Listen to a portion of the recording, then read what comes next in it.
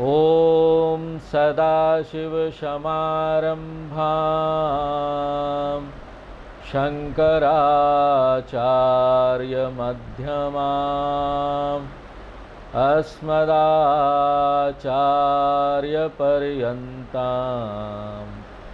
वन्दे गुरुपरम्पराम्।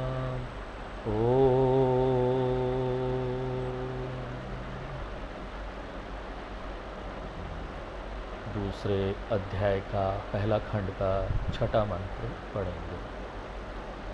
तस्माद्रजस्सां यजूंसि दीक्षा, तस्माद्रजस्यां यजूंसि दीक्षा, तस्माद्रजस्सां यजूंसि दीक्षा, यज्ञाश्च सर्वे क्रतवो दक्षिणाश्च, यज्ञाश्च सर्वे क्रतवो दक्षिणाश्च, संवत्सरश्च यजमानश्च लोकाः, संवत्सरश्च यजमानश्च लोकाः, सोमो यत्र पवते यत्र सूर्यः, सोमो यत्र पवते यत्र सूर्यः। जैसा कि मैंने पहले कहा था, इस विशेष खंड में उपनिषद ब्रह्म को जगत कारणम के रूप में प्रकट कर रहा है। ब्रह्म सृष्टि का निमित्त और उपादान कारण दोनों हैं, फिर भी यहाँ उपनिषद सृष्टि के उपादान कारण के रूप में ब्रह्म पर ध्यान केंद्रित कर रहा है। और जैसा कि मैंने पहले कहा था, उपादान कारण ही सृष्टि के रूप में प्रकट होता है। इसी सिद्धांत को विस्तार देते हुए हमें समझना चाहिए, यह ब्रह्म ही संपूर्ण सृष्टि के रूप में अभिव्यक्त हो रहा है। और ये जो भाग है, ये जो शिक्षा का तरीका है, ये जो पक्ष है, इसको सृष्टि प्रकरण कहा जाता है। इन श्लोकों में सृष्टि का विवरण दिया जा रहा है। उस ब्रह्म से ही विराट का जन्म हुआ और उस ब्रह्म से ही सभी प्राणियों की उत्पत्ति होती है। उस ब्रह्म से ही मनुष्य का भी जन्म होता है। और मैंने कहा कि एक बार हम मनुष्य की रचना के बारे में बात करते हैं ना, तो धर्म ग्रंथ की बात भी आती है, क्योंकि मनुष्य को सिखाया जाना चाहिए कि सृष्टि के साथ सामंजस्य बनाकर कैसे रहा जाए, यज्ञ का जीवन कैसे जिए। और इसलिए छठे मंत्र में, जिसे हम देख रहे हैं, उपनिषद यज्ञ से जुड़ी हर चीज़ के बारे में बात कर रहा है। और वो चीज़ें क्या हैं? सबसे पहले शास्त्र जुड़े हैं, इसलिए उपनिषद कहते हैं ऋजस्साम यजूंसी। ऋज का अर्थ है ऋग मंत्र। ऋग मंत्र या ऋग्वेद का जन्म हुआ। फिर यजुर मंत्र या यजुर्वेद, फिर साम मंत्र सामवेद। यहाँ अथर्वण वेद का उल्लेख नहीं है, क्योंकि अथर्वण वेद का प्रयोग कर्म कांड में बहुत अधिक नहीं होता। उसमें हिस्ट्री के बारे में, साइंस के बारे में, आयुर्वेद के बारे में, इस सब के बारे में ज़्यादा दिया हुआ है अथर्वण वेद में। क्षमा दें। कर्म कांड के लिए 3 वेद ही उपयोगी है। अथर्व वेद का प्रयोग मुख्य रूप से अनुष्ठानों के लिए नहीं किया जाता। यह स्वास्थ्य, औषधि आदि जैसे दूसरी चीजें हैं, उसके लिए किया जाता है। इसलिए अथर्वण वेद का उल्लेख यहाँ नहीं किया गया है। और ये सब भी ब्रह्म से उत्पन्न हुए। और आपको याद रखना चाहिए कि जब हम सृष्टि के कारण के रूप में ब्रह्म की बात करते हैं, तो ब्रह्म को ईश्वर या भगवान के रूप में ही जाना जाता है। इसलिए जब भी मैं ब्रह्म शब्द का उपयोग करता हूं, तो उसे आसानी से ईश्वर या भगवान शब्द से बदल सकते हैं। और जब हम कहते हैं कि वेदों का जन्म ईश्वर से हुआ, तो यहाँ अभिप्राय यह है कि ऋषियों ने एक माध्यम के रूप में काम किया, और ऋषियों के माध्यम से वेद मानवता के सामने प्रकट हुए। ऋषि मंत्रों के रचयिता नहीं है, वे मंत्र कर्ता नहीं जिन्होंने मंत्र लिखा, वे मंत्र दृष्टा कहलाते हैं, मंत्र द्रष्टार। जैसे कि हमारे पास यहाँ दो शब्द है, आविष्कार और खोज। आविष्कार करना यानी किसी नई चीज को लेके आना जिसका आविष्कार किया जा रहा है, जबकि खोज में जो चीज पहले से मौजूद है उसे ही खोजा जाता है। इसी प्रकार ऋषियों ने मंत्रों का आविष्कार नहीं किया, अपनी बुद्धि का प्रयोग करके नहीं किया, लेकिन मंत्र सृष्टि में पहले से ही विद्यमान थे और ऋषि ने अपनी असाधारण दिमाग के कारण वो एक टेलीविजन सेट की तरह बन गए। टेलीविजन में कैसे दूसरी तरफ से चुंबकीय तरंग आते हैं और टेलीविजन में वो पावर होता है, वो टेक्निक है कि ना वो उसको पकड़ लेता है और उसको दिखाता है पिक्चर को। उसी तरह से ऋषि एक ऐसा टेलीविजन बन गए जो कि ना वेदों वाले ज्ञान को पकड़ सके। इसलिए ऋषि क्या है? दृष्टा है, वो सिर्फ दिखाते हैं, उन्होंने देखा और दिखाया। लेखक कौन है? अगर आपको कोई लेखक चाहिए ना तो वो भगवान है। इसलिए उपनिषद कहते हैं कि भगवान से ऋग्वेद का जन्म हुआ, आदि आदि। यहां तक हमने पिछले क्लास में देखा था। अब आगे दीक्षा, पहली पंक्ति में अंतिम शब्द दीक्षा। दीक्षा का अर्थ है एक धार्मिक अनुशासन। किसी भी धार्मिक अनुशासन को दीक्षा कहा जाता है। तो जैसे जब कोई व्यक्ति अस्पताल जाता है तो उसे कुछ नियम का पालन करना पड़ता है।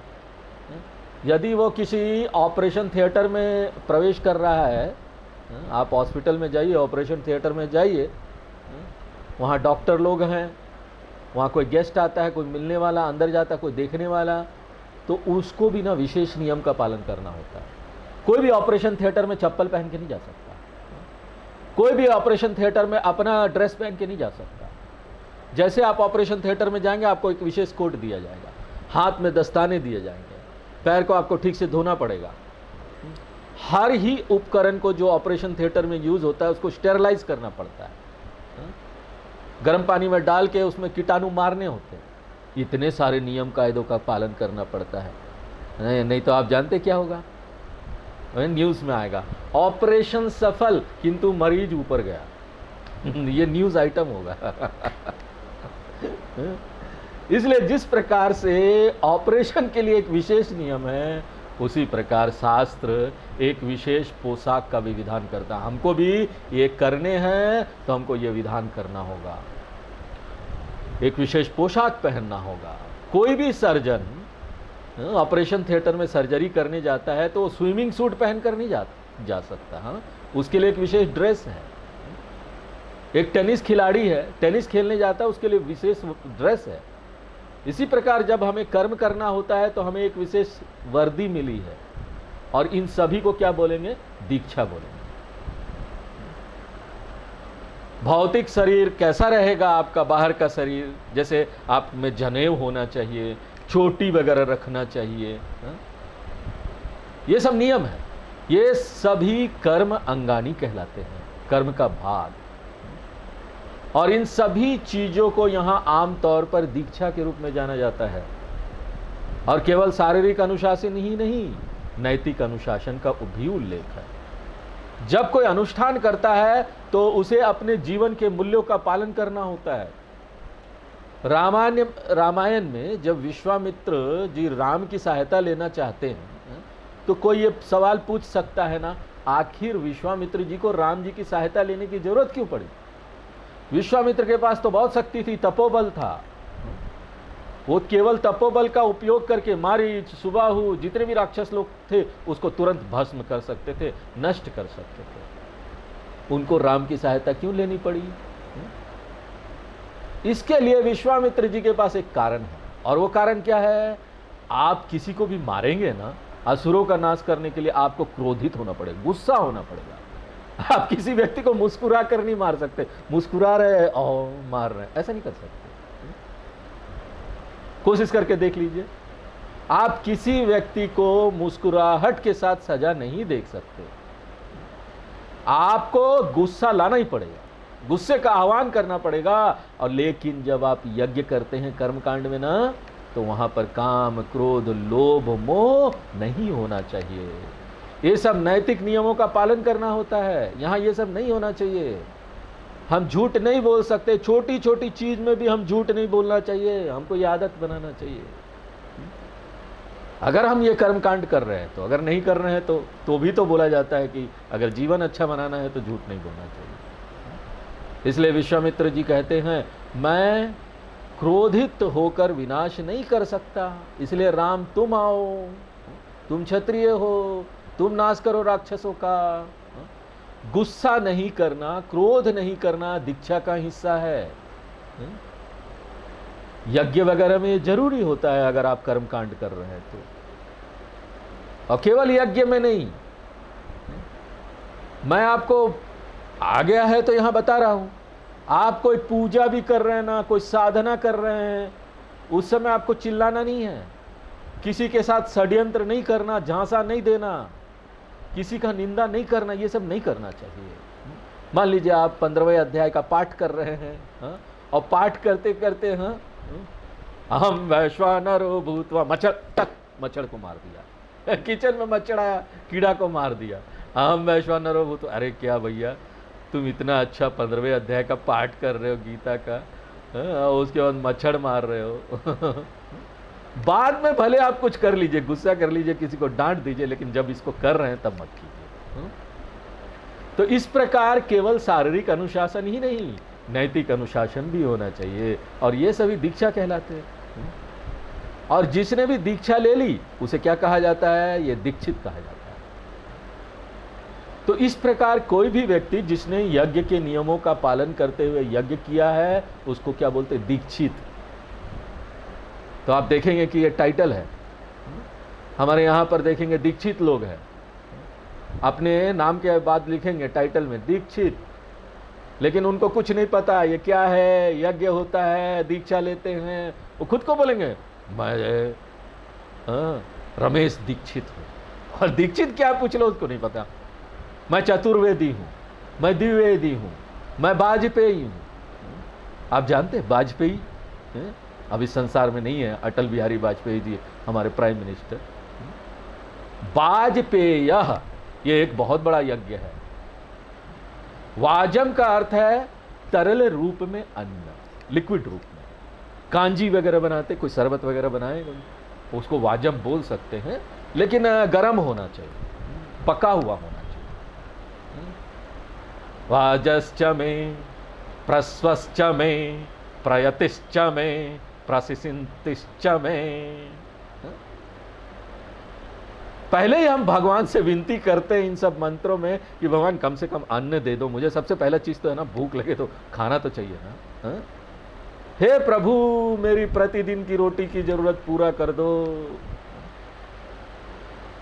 Daily bread I should get O Lord.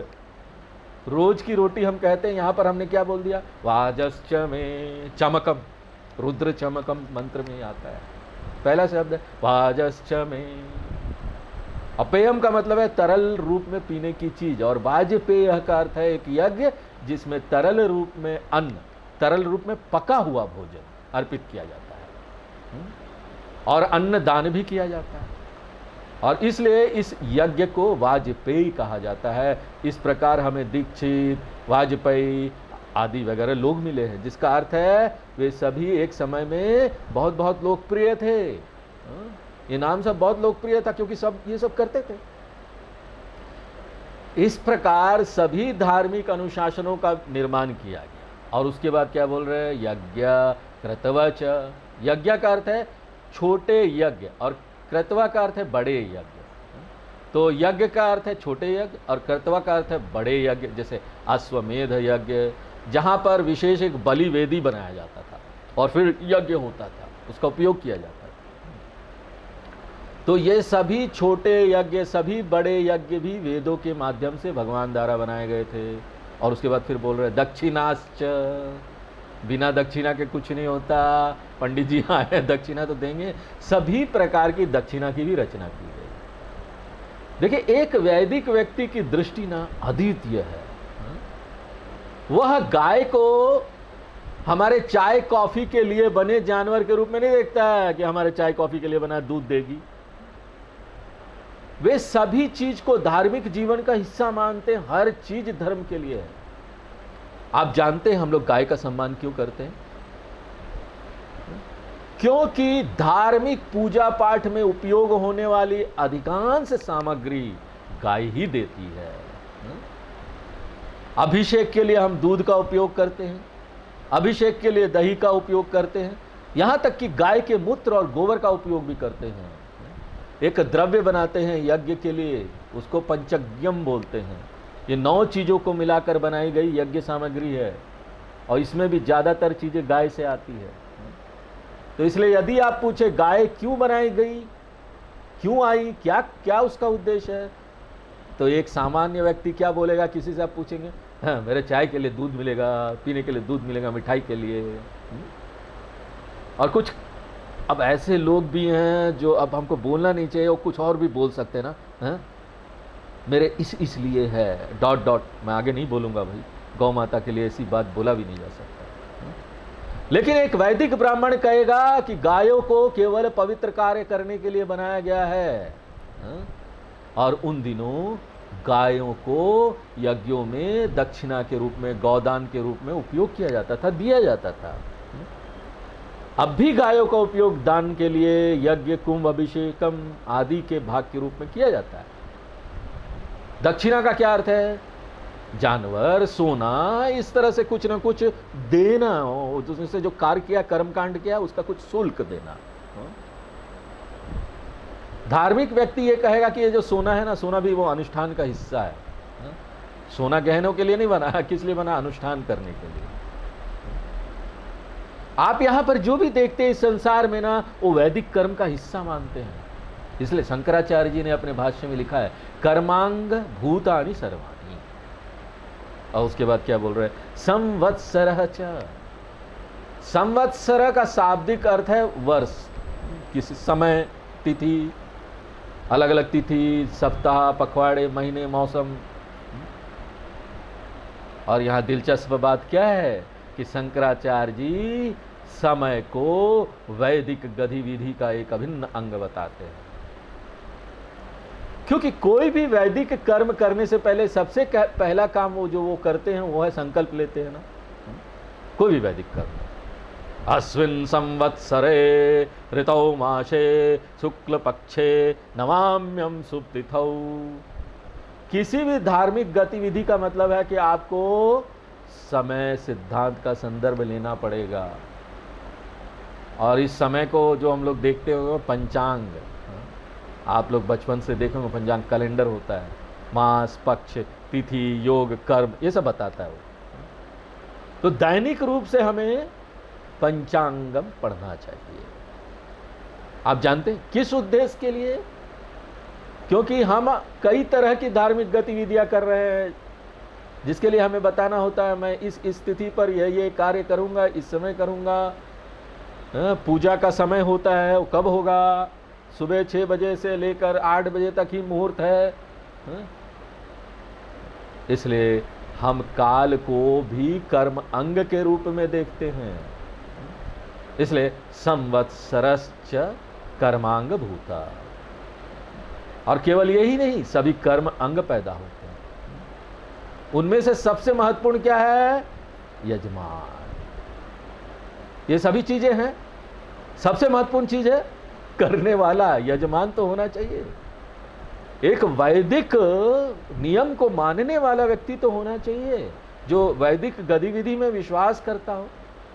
इसलिए वे यजमान, ब्राह्मण, क्षत्रिय, वैश्य रूप यजमान, ये सभी पैदा होते हैं। यजमान का शाब्दिक अर्थ है कर्मकांडी, और उससे ही दूसरा अर्थ भी आया है। यजमान का दूसरा अर्थ है स्वामी। किसी भी स्वामी को यजमान कहते हैं, लेकिन मुख्यतः यजमान का अर्थ स्वामी नहीं होता।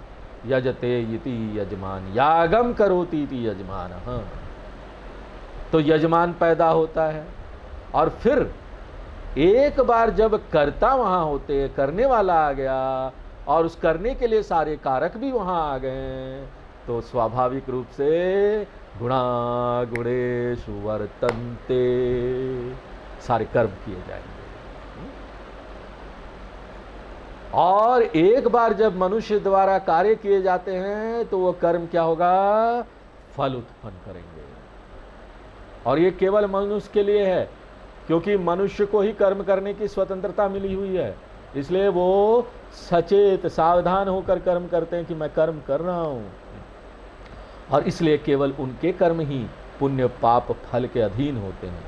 एक जानवर सहज जीवन जीते हैं, इसलिए उनके कार्यों के लिए कोई भी शास्त्र पुण्य पाप नहीं दे सकता। जानवर अगर हमको मार भी देना तो उसको पुण्य पाप नहीं लगता, क्योंकि वो भगवान ने उसको बनाया वैसा है। बस वो तो एक चाबी की तरह, एक खिलौना को चाबी भर दो, उस तरह से अपने कार्य कर रहे हैं।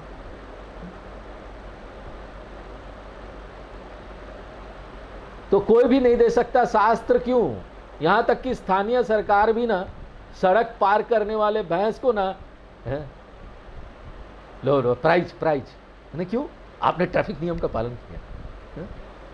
या फिर दंडित कर देंगे, लाल बत्ती, भैंस जी आपने लाल बत्ती तोड़ी, ये लो चालान। गांव वगैरह में नहीं है लाल बत्ती, लेकिन लखनऊ में खूब लाल बत्ती है हर एक सड़कों पर, वहां आपको गाड़ी रोकनी पड़ती है। कल्पना कीजिए कि भैंस लाल बत्ती पार कर जाती है, कोई पुलिस नहीं आएगी और कोई उसके ऊपर ना मामला FIR दर्ज नहीं करेगा और उसको टिकट नहीं दिया जाएगा। और अगर पुलिस उसके पास आती है, इसका मतलब है पुलिस क्या है, आप समझ जाइए क्या है। इसलिए मनुष्य द्वारा किया गया कार्य ही आगामी फल के अधीन है। और इन कर्म फलों को यहां एक शब्द लोकाहा से संबंधित किया गया है। लोकाहा का क्या अर्थ है, सभी 14 लोक या एक्सपीरियंस के सभी 14 क्षेत्र अनुभव के।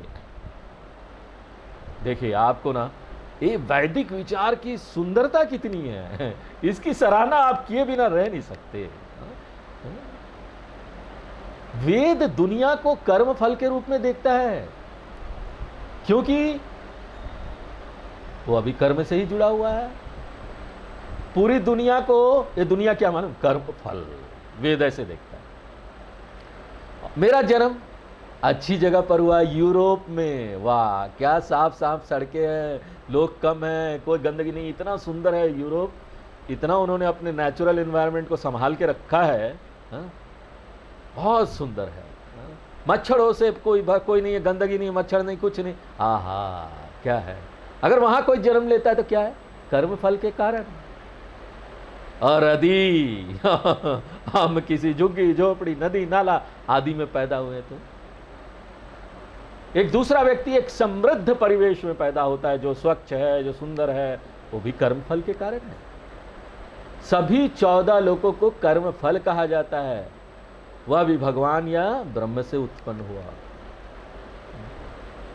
और इन सभी लोगों को ना यहाँ मोटे तौर पर 2 में वर्गीकृत किया गया है। 2 में शास्त्र में जिन लोगों का वर्गीकरण किया गया है वो कौन है, एक उच्चतर न लौटने वाला लोक कहा जाता है, यह नंबर 1 उच्चतर लोक है। लेकिन न लौटने वाला किस अर्थ में है कि एक बार जो वहां चला जाए उस लोक में आत्मज्ञान प्राप्त करेगा और मोक्ष प्राप्त कर लेगा। और उस लोक को क्या कहा जाता है, ब्रह्मलोक। ब्रह्मलोक जाएंगे, वहां भी ब्रह्मा जी आपको आत्मज्ञान देंगे, तब आपको मुक्ति मिलेगी। एक दूसरे प्रकार का लोक है जो लौटने वाला लोक कहा जाता है, उच्चतर लौटने वाला लोक, जिसका अर्थ है वो उच्चतर तो है स्वर्ग वगैरह, उसमें ढेर सारे सुख है, खूबसूरत दुनिया है, लेकिन बात यह है कि आपको वहां से वापस आना पड़ेगा। हाँ, यह दूसरी श्रेणी है। फिर तीसरी श्रेणी क्या है, वह जो ना उच्च है ना ही निम्न है, मनुष्य लोक है। हाँ? तो जो ना तो उच्चतर है ना ही निम्न है, मध्य है। फिर चौथी किस्म क्या है, हाँ? आप और भी नीचे पाताल वगैरह ये सब जो है ना चौथे किस्म में आ जाए, तो ये 4 में विभाजित किया जाता है। इसलिए यदि आप 14 लोगों को ले तो 14वें लोक को ना पहला किस्म कहा जाता है, 14वां उच्चतर ब्रह्मलोक, न लौटने वाला लोक। फिर जो 13वां होगा ना, 13वां से 8वां तक भूअर लोक, सुअर लोक, महर लोक, जना लोक, तपो लोक, ये 5 ना स्वर्ग वाले हैं, वापस आने वाले उच्चतर लोक। तो 1 + 5 और भूलोक क्या है? न उच्चतर है न निम्नतर है। तो 1 + 5 + 1 कितना गया? 7। 7 लोक वो हो गए। फिर ना नीचे एकदम निम्न स्तर के जो लोग है उसमें 7 है। 14 लोग बोलते हैं ना, 7 7। नीचे का 7 क्या है? अतल, वितल, सुतल, महातल, रसातल, तलातल, पाताल। आप ये गूगल में सर्च करेंगे मिल जाएगा आपको ये 14 लोग। तो 7 7 14 हो गए। दक्षिण भारत और महाराष्ट्र में एक सुंदर पर्व मनाया जाता है अवनी अवट्टम। उसमें संकल्प लेते हैं। उसमें हम ना वेदों को देने के लिए, ग्रंथों को देने के लिए, शास्त्रों को देने के लिए हमारे ऋषि मुनियों को ना कृतज्ञता देते, उस दिन कृतज्ञता अर्पण करते। आपने हमको इतनी सुंदर चीज़ दी, हमको इतना सुंदर धर्म दिया। तो उसमें संकल्प में बोलते भूलोक भूअरलोक। अरे उस दिन तो उपवास भी करना होता है ना, और उपवास बड़ा कठिन चीज़ है। उपवास करेंगे तो उसी समय सारे अच्छे खानों का ना आपको ध्यान आएगा। लड्डू ध्यान लड्डू ध्यान करते रहो। लेकिन इस प्रकार ये सभी लोग हैं। लेकिन उपनिषद इन सभी को ना 2 में विभाजित करता है। 2 तरह की लोक की बात कर रहा है। वो क्या है? सोमः यत्र पवते। तो लोकों के इस सेट को स्वर्ग लोक के रूप में जाना जाता है, जो चंद्रमा से प्रकाशित होता है। तो लोकों के इस सेट को स्वर्ग लोक के रूप में जाना जाता है, जो चंद्रमा से प्रकाशित होते हैं। और ये सभी लौटने योग्य उच्च लोक कहलाते हैं। लौटोगे वहां से। और ना केवल यही, आगे क्या उत्पन्न होता है? यत्र सूर्य। और ये क्या है? ब्रह्मलोक, जो सूर्य से प्रकाशित होता है और जिसे लौटने योग्य न होने वाले योग्य लोक के रूप में जाना जाता है। नहीं लौटना वहां से। तो इस प्रकार एक को सोमलोक कहा जाता है, दूसरे को सूर्यलोक कहा जाता है। सोमलोक लौटने वाले योग्य उच्च लोक हैं सारे, और सूर्यलोक लौटने योग्य ना होने वाले उच्च लोक हैं। और ना आपको प्रसंगवश में हम यहाँ बता देना चाहता हूँ कि ये जो हम लोग बोलते हैं ना उच्च नीचा, ये कोई स्थान से संबंधित नहीं है। कि हम उच्च बोलेंगे तो हम ऊपर दे, स्वर्ग ऊपर होगा, नहीं। ये केवल प्रतीकात्मक है। यहां उच्चतर का अर्थ क्या है? श्रेष्ठ, अच्छी श्रेणी वाला लोक।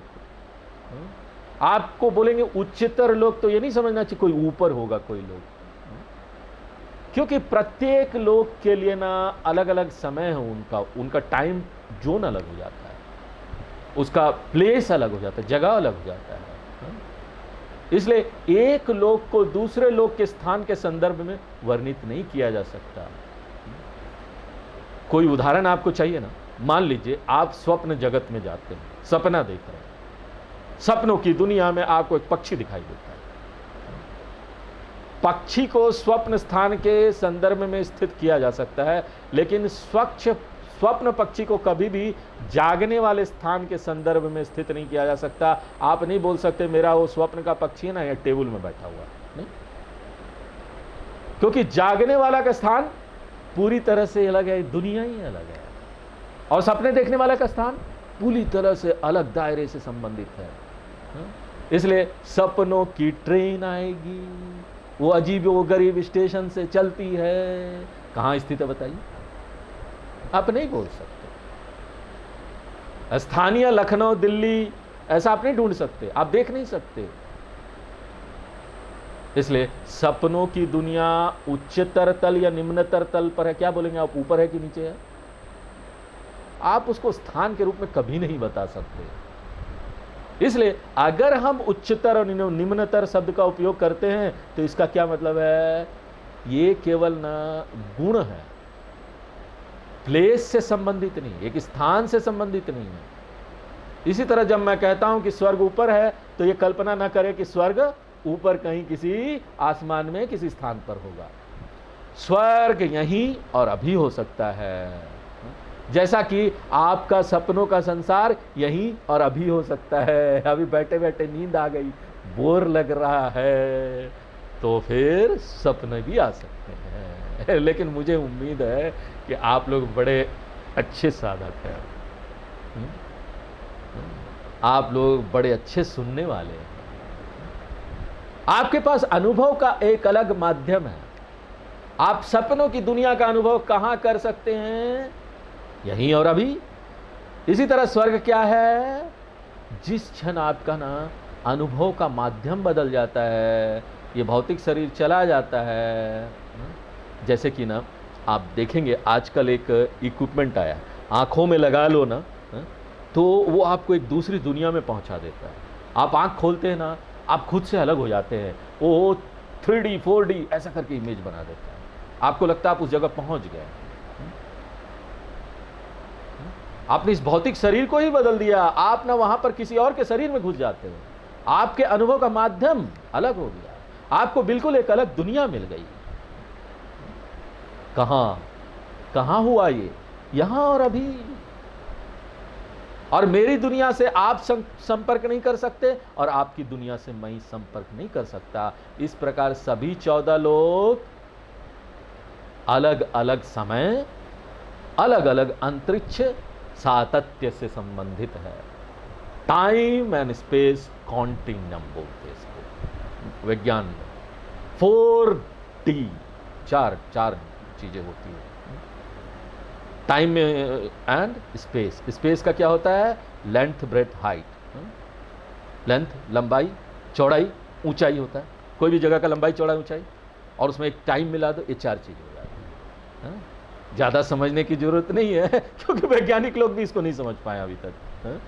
टाइम एंड स्पेस आइंस्टाइन ने निकाला था, वैज्ञानिक लोगों को भी समझने में दिक्कत होती है। बस इतना जान लीजिए कि एक सबका जो जगह है ना वो अलग अलग आयामों से ये संबंधित है। और यहां भी सोमलोक और सूर्यलोक का उल्लेख किया गया है। और आपको यहां जोड़ना होगा कि ये सभी ब्रह्म से पैदा हुआ। यह मुख्य विषय है, ये सभी ब्रह्म से पैदा हुआ। अब हम 7वां मंत्र पढ़ते हैं। तस्माच्च देवा बहुधा संप्रसूताः तस्माच्च देवा बहुधा संप्रसूताः साध्या मनुष्या पशवो वयांसि साध्या मनुष्या पशवो वयांसि प्राणापानौ व्रीह्यवौ तपश्च प्राणापानौ विहीयवौ तपश्च श्रद्धा सत्यं ब्रह्मचर्यं विधिश्च। श्रद्धा सत्यं ब्रह्मचर्यं विधिश्च। तो उपनिषद कुछ और रचनाओं की बात करता है। उपनिषद किसी विशेष क्रम में नहीं चलता। हमको अगर कोई व्यवस्था देखनी है तो हम ये ऐसा देख सकते हैं कि उपनिषद सबसे पहले धार्मिक सृष्टि के बारे में बात कर रहा है, और उसके बाद अधार्मिक नहीं, सेकुलर, हिंदी में बोलते धर्मनिरपेक्ष रचना के बारे में बात करेगा। तो वेदों की बात हुई, फिर यजमान के बारे में बताया गया, दीक्षा वगैरह के बारे में बताया गया। अब उपनिषद अन्य सभी प्रकार की चीजों पर आ रहा है। तो तस्माच्च देवा बहुधा संप्रसूताः, क्योंकि पिछले श्लोक में उपनिषद ने लोकः के बारे में बात की थी। 14 लोक, विशेषकर उच्चतर लोकों के बारे में बात की गई। और उन लोकों का क्या उपयोग? अगर वो खाली रहे तो लोक बना दिया गया, कोई लोग ही नहीं रहने वाले, तो लोगों से लोक होगा ना। वो तो किसी कर्म फल के रूप में निर्मित हुए ना। अब वहां कर्म फल को भोगने वाला भी नहीं कोई होगा तो क्या फायदा उस लोक का?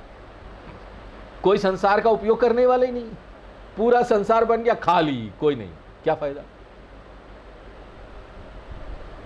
एक व्यक्ति घर बनाता है, उसका कोई उपयोग है। किसी इमारत में आप जाइएगा, वहाँ अलग अलग कमरे, अलग अलग गैजेट है, चीज़ें रखी हुई है, रोशनी है, बल्ब लगा हुआ है, और आप जाके किसी के कमरे में देखेंगे एक चेयर टेबल है पढ़ाई के लिए, और विशेष एक लाइट रखा हुआ, फोकस लाइट, फोकस करके दिखाई देता है। तुरंत मेरा मन कल्पना करता है कि ऐसे क्यों ये रखा हुआ, फोकस लाइट क्यों होनी चाहिए? मैं पूछता हूँ घर वाले से, क्या उद्देश्य है? तब पिताजी कहते हैं देखो देखो ये बच्चों का स्टडी रूम है, उनको पढ़ना होता है ना, इसलिए चेयर टेबल फोकस लाइट रखा हुआ है, उन्हें वो उपयोग करेंगे। हाँ? उनको उपलब्ध करा दिया मैंने। अब वो पढ़ाई करे न करे, बच्चे पढ़ते न पढ़ते, चीज़ें सब चीज़ चाहिए। हाँ? अरे फोकस लाइट अर्थहीन है जब उसका उपयोग करने वाला कोई ना हो। आपने जो कमरा बनाया, जो घर बनाया, उसका प्रत्येक किल आपने एक विशेष उद्देश्य से बनाई है ना, क्योंकि कोई भी जड़ चीजें है ना, उसका कोई प्रयोजन नहीं है अगर उसको उपयोग करने वाला कोई लाइफ फोर्स वाला जीता जागता व्यक्ति ना हो, कोई चेतन चीज ना हो। इस टेबल का कोई उपयोग नहीं जब तक इसको उपयोग करने वाला नहीं हो। आप बोल देंगे टेबल का 4 पैर है तो क्या वो भाग जाएगी, टाटा टाटा टाटा टाटा, पता चला आपके घर से भाग के किसी दूसरे के घर में चले गए। ऐसा नहीं हो सकता। टेबल कोई चेतन इकाई नहीं है, कोई संवेदनशील इकाई नहीं है कि वो अपने 4 पैरों से कहीं घूमने चले जाए। इसलिए प्रत्येक अचेतन वस्तु जो है ना, केवल चेतन वस्तु के कारण ही सार्थक है। और अगर मैं दुनिया में किसी और व्यर्थ अचेतन वस्तु को देखता हूं ना, कोई भी व्यर्थ, कोई काम का नहीं है। आप देखते हैं खेतों वगैरह में जाएंगे ना, तो वहाँ पर फसल तो होती है, फसल के साथ ना वो दूसरे दूसरे पौधे भी उगाते हैं जो किसी काम के नहीं होते, उनको बोलते खरपतवार। खरपतवार का परिभाषा क्या है? एक बेकार पौधा है ना। लेकिन एक व्यक्ति है, उसने इसकी डेफिनेशन बड़ी अच्छी दी है, बहुत अच्छे तरीके से परिभाषित किया है कि खरपतवार क्या है। खरपतवार एक पौधा है जिसका उपयोग मनुष्य ने अभी तक खोजा नहीं, वो भी यूजफुल है, उसका भी काम है। इसलिए प्रत्येक निर्मित जीव वस्तु की उपयोगिता चेतन वस्तु के संदर्भ में ही होती है। इसलिए यदि 14 लोक है तो उसमें रहने वाला लोकी भी होना चाहिए। लोग कौन है? देव। तो सभी देवताओं का जन्म हुआ, और देवता कौन है? वे भी जीव है, क्योंकि अपने पुण्य के कारण ना वो देवता बन जाते, उच्च लोक में जाते हैं। मंत्री वगैरह है, इसलिए उनका स्थान ऊंचा है। यह कर्म फल के कारण है, पुण्य है, पाप है, ऊंचे स्थान पर है वो। इसी प्रकार प्रत्येक देवता एक श्रेष्ठ जीव है, तो देवताओं का जन्म होता है। बहुधा, बहुधा का अर्थ है अनेक गुना, क्योंकि यद्यपि मनुष्य लोक एक ही है, लेकिन मनुष्य लोक के भीतर ही ना अलग अलग श्रेणी है। सभी मनुष्य एक समान नहीं है। हम में से कुछ लोगों को अच्छा शरीर, स्वस्थ शरीर मिला हुआ है, हम में से कुछ लोगों को अस्वस्थ शरीर मिला हुआ है। इसलिए भले ही हम सभी को मनुष्य होने के लिए कुछ सामान्य कर्म मिले हुए हों कि उसके कारण हम मनुष्य हुए हैं, लेकिन उसके अंदर भी ज़्यादा कम होता है, उसके अंदर भी अच्छा खराब होता है। ना केवल शरीर को ही वर्गीकृत किया जाता है कि अलग अलग शरीर है, पर्यावरण, आप किस एटमॉस्फेयर में जन्म लेते हैं उसको भी वर्गीकृत किया जाता है। कई लोग चांदी के चम्मच के साथ पैदा होते हैं, कई लोग सोने का चम्मच लेकर पैदा होते हैं, कई लोग लकड़ी का चम्मच लेकर पैदा, कई लोग न चम्मच के बिना ही, बेचारे चम्मच ही नहीं है, भोजन कहाँ से करेगा वो। कई लोग तो भोजन ही नहीं होता जिस घर में पैदा लेते हैं। कितने झुग्गी झोपड़ियों के लोग पीड़ित है, वे भी मनुष्य है। इसलिए पर्यावरण को वर्गीकृत किया गया है, शरीर को वर्गीकृत किया गया है, माता पिता को उसी तरह वर्गीकृत किया गया है। और इसकी कल्पना आप ना करें कि स्वर्ग में देवता है तो सभी समान होंगे, वहाँ भी अलग अलग है। वहाँ भी LIG है, MIG है, HIG है, ये हमने आपको बताया था ग्रुप। जब किसी शहर में घर बनता है ना, तो ये डेवलपमेंट अथॉरिटी वाले घर बनाते हैं, तो अलग अलग व्यक्ति, कोई किसके पास ज़्यादा पैसा है, कोई गरीब है, कोई बहुत अमीर है, उसके हिसाब से घर बनाते हैं। LIG यानी लो इनकम ग्रुप, आपको एक कमरा होगा और किचन होगा। MIG मतलब मिडिल इनकम ग्रुप, उसमें 2 कमरे होंगे, एक किचन होंगे। HIG मतलब बड़ा, उसमें घर होगा, बंगलो, एयर कंडीशन वगैरह सब कुछ होगा। इसलिए उपनिषद कहता है बहुधा। बहुधा का मतलब ये जो अलग अलग श्रेणी है ना, उस इसलिए हम कहते हैं ना कि आप अगर सोचेंगे कि हमको स्वर्ग जाना, अच्छे कर्म कर लेंगे हम स्वर्ग चले जाएंगे, वहां भी जाकर ना ईर्ष्या से बचा नहीं जा सकता, वहां भी ईर्ष्या होगी, वहां भी लड़ाई झगड़ा होगा, देवताओं में धक्का मुक्की होगा, वहां भी बचा नहीं जा सकता। आप देखेंगे कि एक देवता ना बड़ा कार में आ रहा, मर्सिडीज बेंज में आ रहा है, और दूसरा देवता है छोटा मारुति में आ रहा है, माचिस की डिब्बी वाला कार। तो वहां भी ना श्रेणी है। इंद्र का कार का नाम क्या मालूम है? ऐरावतम हाथी। वो सबसे अलग है, उसके जैसा और किसी देवता के पास नहीं है, और उसका कोई यूज भी नहीं कर सकता इंद्र के अलावा। हाँ, इंद्र ही उसका उपयोग कर सकते हैं। इसलिए स्वर्ग में जाकर भी ना हम सुखी नहीं हो पाएंगे। देखो ये सब ना हमको इनडायरेक्ट लेसन मिलता है सीखने को, अप्रत्यक्ष सबक है। तो देवताओं का जन्म होता है। उसके बाद बोल रहे साध्या। साध्या का अर्थ है आकाश के देवताओं का एक समूह, जिसे पितृ देवता के नाम से जाना जाता है, वे पैदा होते हैं। साध्य का अर्थ है पितृ देवता।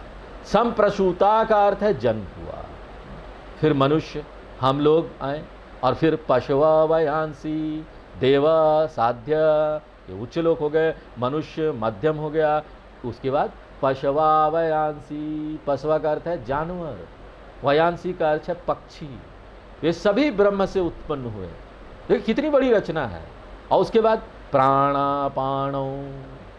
तो एक बार जब हम पैदा हो जाते हैं ना, तो हमको क्या करना होता है?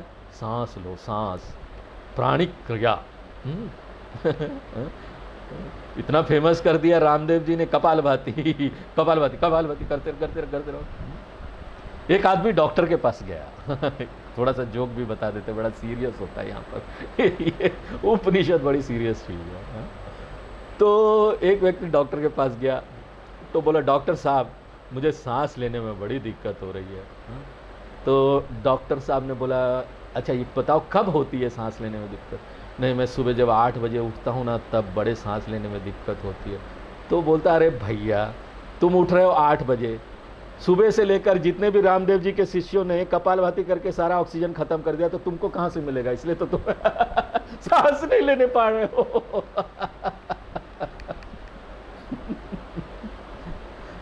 तो यहां सांस लेना है। जब एक बार प्राण अपान आ गया तो सांस लेना है। आज देखो वे लोग ना ऊपर जाकर दूसरे ग्रह पर कब्जा करने की बात कर रहे हैं, मंगल ग्रह पर। मुझे पता नहीं, आप लोग ये सब न्यूज पढ़ते रहना चाहिए। जो भी आध्यात्मिक लोग हैं ना, उसको देखते रहना चाहिए कि न्यूज में हो क्या रहा है। उल्टा सीधा नहीं है, बेकार की चीजें नहीं। आप देखिए कि यहाँ पर नई तकनीक क्या आ रही है, उसके बारे में जानिए। एक आध्यात्मिक होने का मतलब नहीं आप एक पुराने तरीके के व्यक्ति हो जाए। नई नई चीजें क्या बन रही है, क्या खोज हो रही है, वो देखते रहिए। यहां पर आकाश में क्या खोज हो रहा है, वैज्ञानिक क्या खोज कर रहे हैं, समझते रहिए। बड़ी अच्छी चीज है, आपको समझ में आएगी। दुनिया में क्या हो रहा है, ये दुनिया विराट है, वो समझ में आएगा।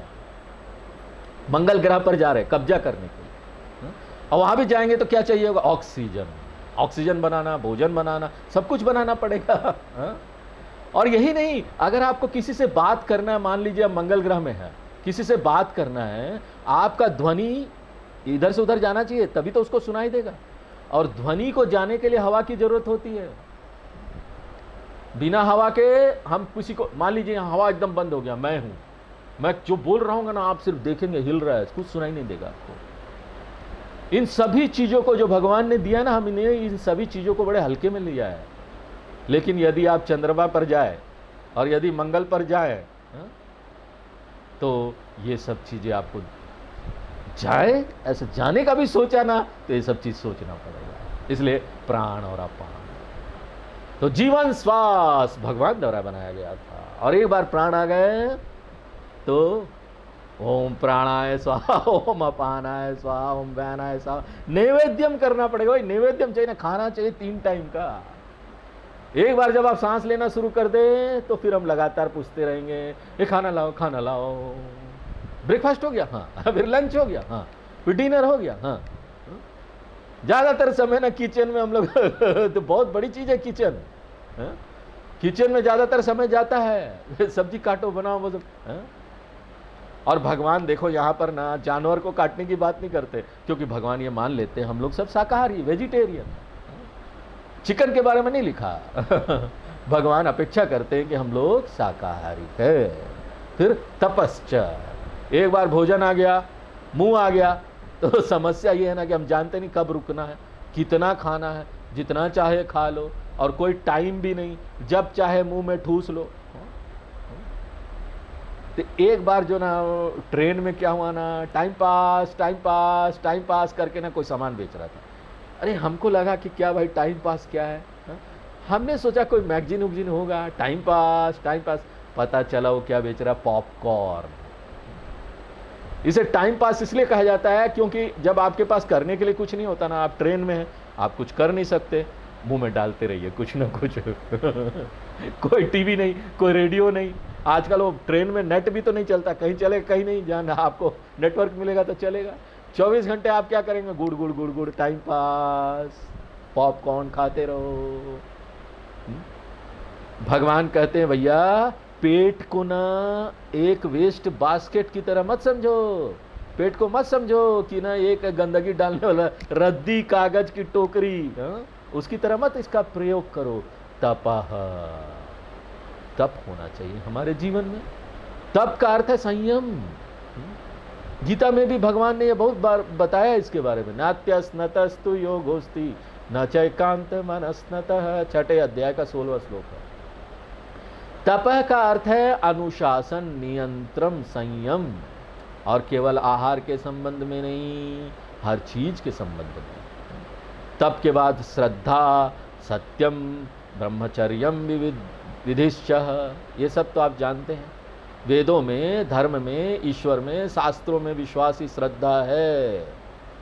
श्रद्धा का अर्थ कोई आपसे पूछे ना तो आप यही बताना। आपको वेदों में, धर्म में, ईश्वर में, शास्त्रों में विश्वास है ना, तो श्रद्धा है।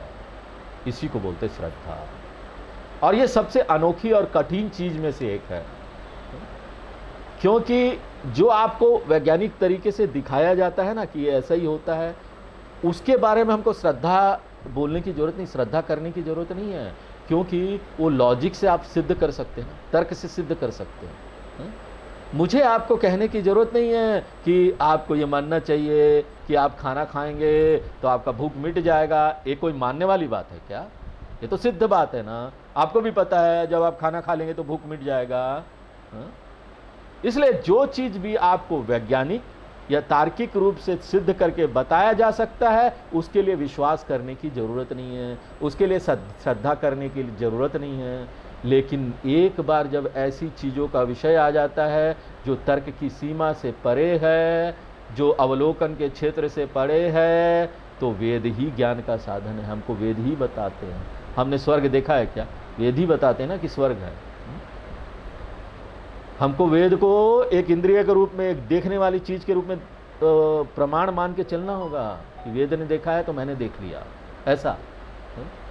अगर वेद ने देखा है तो मैंने देख लिया। जैसे हम मानते ना आंख ने देखा है तो मैंने देख लिया, आंख पर इतना विश्वास है, वेद पर नहीं। क्या बात है। जिस प्रकार तर्क और ज्ञानेंद्रिया, तर्क है, ज्ञानेंद्रिया है, आंख है, कान है, जो सुना हमने मान लिया, हाँ हमने सुना, उसी क्षेत्र में वो ज्ञान के साधन है ना। इसी प्रकार वेद वस्तुओं के क्षेत्र में ज्ञान का साधन है, जो प्रत्यक्ष और अनुमान से परे है, जो यहां सामने दिखाई नहीं देता, हम अनुमान भी नहीं लगा सकते। यदि मुझे कोई इंद्रियों से परे चीजों को जानना है तो मुझे किसका उपयोग करना पड़ेगा? शास्त्र का। इसके लिए मैं अड़ियल नहीं हो सकता हूं। मैं अड़ियल हो गया, मैं कट्टर हो गया, नहीं नहीं, मैं ऐसा नहीं करूंगा, मैं ऐसा नहीं, मैं नया चीज करूंगा। कोई व्यक्ति बहस कर सकता है ना, मैं रंग देखना चाहता हूं, और रंग देखने के लिए आप आंखों का उपयोग तो करना पड़ेगा ना, कोई भी रंग देखना है तो। और मैं बोलूंगा नहीं, मैं बड़ा स्वतंत्र हूं, मैं अपने हिसाब से काम करूंगा। मैं आंख बंद कर कर दूसरे लोगों का अनुसरण नहीं करना चाहता, मैं अपने सोच के अपने हिसाब से करूंगा। और मैं रंग जानने के लिए ना दूसरे लोगों की तरह आंखों का उपयोग नहीं करूंगा। जाओ भाई मत करो। वो बोलेगा नहीं नहीं, मैं चेंज करना चाहता हूं, बदलाव करना चाहता हूं, इसलिए इस बार रंग देखने के लिए मैं कानों का उपयोग करने जा रहा हूं। तो आप क्या बोलोगे? अरे मूर्ख, जाओ।